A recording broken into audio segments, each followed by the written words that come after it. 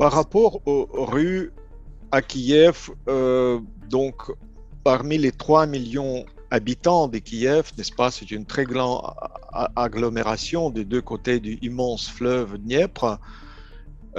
Pendant ces derniers temps, nous imaginons bien que certain nombre d'appartements étaient loués par les gens envoyés depuis l'été, l'automne et même l'hiver, donc des groupements de ce qu'on appelle des commandos, n'est-ce pas, des groupes de commandos, c'est-à-dire venus de Russie. Avant que la guerre éclate à cette échelle-là, certains nombres des commandos étaient envoyés à Kiev et s'installaient dans différents appartements de Kiev. Donc, toutes les questions maintenant pour les Kieviens de repérer les commandos russes qui sont dans notre ville.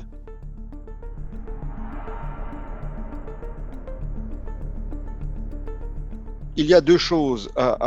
D'une part, c'est absolument inacceptable aujourd'hui de proposer de faire les pourparlers à Minsk, puisque Minsk est contrôlé par un autre dictateur, Loukachenko. Tout simplement, il y a le risque que les bandits qui entourent Poutine peuvent arrêter notre représentant une fois arrivé à Minsk.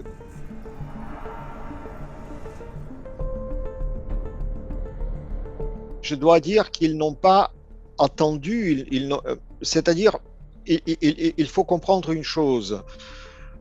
Chez Poutine et son entourage, il y a un véritable esprit de bunker, surtout pendant 2 ans de pandémie.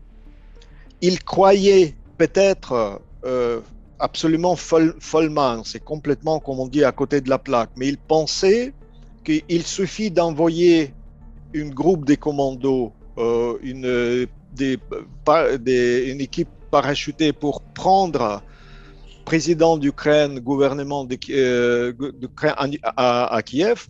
Ils vont contrôler tout le pays et installer leur régime des marionnettes. Le fait qu'au 4e jour, ils n'ont pas arrivé à leur but initial de tout simplement prendre la tête et ensuite contrôler tout, complètement ruiner leur plan initial.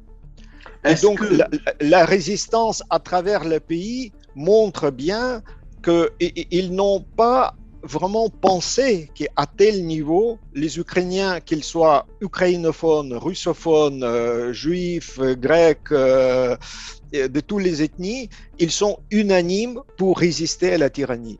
Les gens sans armes ont entré dans la rue, sur une route, pour arrêter un char. Et les mains vides, ils ont arrêté un char. C'est-à-dire il y a un véritable courage dans la population civile. Notre pays comme la vôtre sont là pour faire comprendre, pour témoigner qu'un faux sentiment de sécurité trop longtemps acquise dans les pays comme la France et d'autres pays qui vivaient en paix après la Seconde Guerre mondiale, ne doit pas faire l'écran, ne doit pas empêcher de voir le tragique de l'histoire, et ça veut dire la tragédie des hommes et des femmes en chair et en os.